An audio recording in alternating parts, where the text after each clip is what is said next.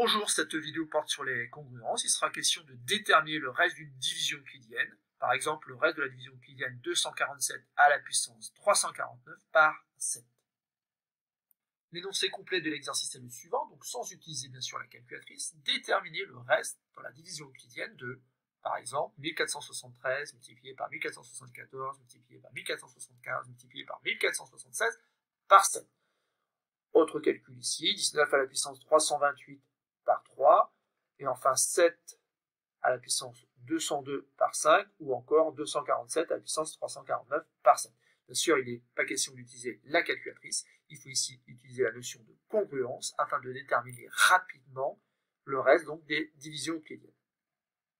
Et pour résoudre cet exercice, on aura besoin de cette propriété qui dit notamment que en fait, les congruences sont compatibles avec l'addition. Ça veut dire tout simplement que si A est congru à A' modulo n, que B est congru à B' modulo n, alors A plus B est bien congru à A' plus B' modulo n.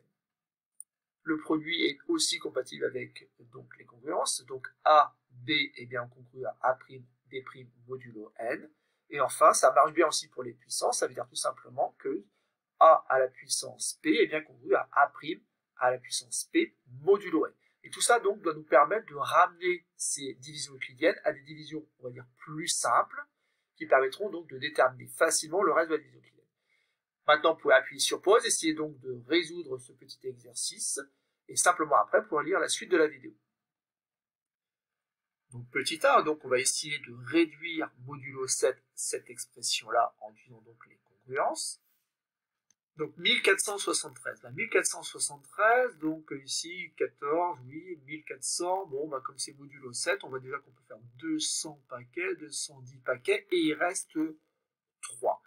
Alors du coup, 1473, je peux écrire que c'est tout simplement congru à 3 modulo 7.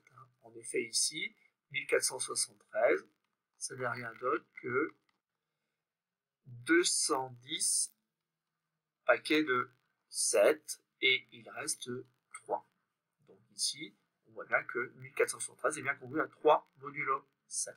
Donc 1474 est congru donc, du coup, à 4 modulo 7 et 1475 est congru à 5 modulo 7. 1476 est congru à 6 modulo 7. Et donc, après, il ne me reste plus qu'à multiplier. Donc, 3 fois 4, 12, multiplié par 5, 60, multiplié par 6, 360. Ok, donc cette expression de départ est tout congrue finalement à 360 modulo 7. 360, 360, je peux écrire comme étant combien de paquets de 7 ici, je trouve 36, donc je peux mettre ici que c'est 50. Donc il reste 10, 51, et il reste finalement 3. 7 fois 51 plus 3, ça donne bien donc 360. Donc je peux écrire tout simplement que c'est congru à 3 modulo 7. Ça y est, j'ai réduit en fait modulo 7, l'expression de départ, et je peux donc en conclure le reste de la division euclidienne de la quantité de départ ici par 7 et 3, car en fait ici on a bien réduit, 3 est bien compris entre 0 et 7. Donc voilà, on peut passer donc au petit b. Donc petit b, 19 à la puissance 328, donc on veut savoir le reste de la division euclidienne par 3. Je vais commencer déjà par regarder ce que donne 19 modulo 3. 19 modulo 3, en fait ça fait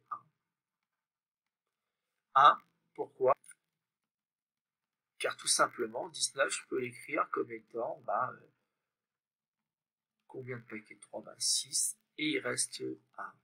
Donc 19, c'est bien 6 fois 3 plus 1, et donc 19 est congru à 1 modulo 3. Et je porte l'exposant. Oui, mais en fait, 1 à la puissance 328, et c'est 1 tout simplement. Et donc ici, la quantité qui est là à gauche, là, est bien congrue à 1 modulo 3. Il ne reste plus donc qu'à conclure. Le reste de la division euclidienne de 19 à la puissance 328 par 3 est 1.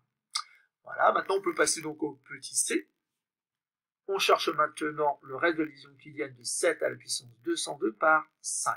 Donc ici, je vais déjà regarder à combien est congru 7 modulo 5.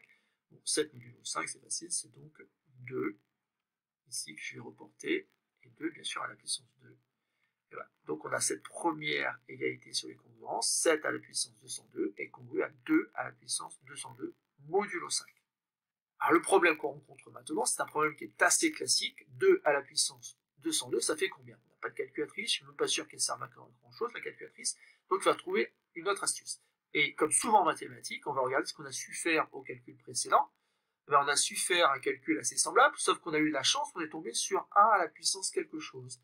Et ben c'est un peu l'idée qu'on aura à chaque fois qu'on aura un truc un peu compliqué à l'exposant 202 par exemple, là, et ben on va essayer de voir s'il n'y a pas une puissance de 2, 2 puissance quelque chose qui donne 1 modulo 5. Et du coup on va procéder par essai, donc 2 à la puissance 2, ben, ça fait 4, 4 modulo 5, ben, c'est pas beaucoup. 2 à la puissance 3, ça fait 8. 8 modulo 5, et ben ça va faire 3 modulo 5. Toujours pas intéressant. 2 puissance 4 modulo 5, ben ça fait 16. 16 modulo 5. Je fais des paquets de 5, combien il reste? Ah ben, ça donne bien 1 modulo 5. Et donc 2 puissance 4 congru à 1 modulo 5 va me permettre de simplifier mon calcul. On va voir comment. Et ben, je vais essayer de faire donc des paquets de 2 puissance 4. Ou plutôt, je vais essayer de voir si je peux pas écrire 2 puissance 4 multiplié par un gros truc, là. Alors, dans 202, combien de paquets de 4 je peux faire? Ben, je peux en faire, en fait, 50. Mais, bien sûr, il reste 2. Et donc, je n'ai rien fait ici que réécrire 202 comme étant 4 multiplié par 50 plus 2. Et ça, je vais pouvoir l'écrire donc 2 puissance 4 à la puissance 50. Alors attention, multiplié donc par 2 puissance 2. Tout ça, bien sûr, congru modulo 5. Donc, petite remarque ici, bien sûr, j'ai utilisé les règles de calcul de classe de 4e pour réécrire mon expression. Donc, 2 puissance a plus b, je peux l'écrire comme étant 2 puissance a multiplié par 2 puissance b. C'est ce que j'ai fait ici. Sauf que dans un même temps, ici, 2 puissance 4 multiplié par 50, là, je vais écrire 2 puissance 4 à la puissance 50. J'utilise donc cette autre propriété de classe de 4e, 2 puissance a fois n est égal à 2 puissance a, le tout à la puissance n. Et du coup, je vais pouvoir remplacer, dans l'expression qui est à droite ici, 2 puissance 4 par 1. Donc ça fait 1 à la puissance 50 multiplié par 2 au carré modulo 5. Bon, bah, sauf que 1 à la puissance 50, ça fait 1, et que 2 au carré, ça donne 4. Donc, j'obtiens 4 modulo 5. Voilà, c'est terminé. On a réussi à déterminer donc le reste de la division euclidienne de 7 à la puissance 202 par 5.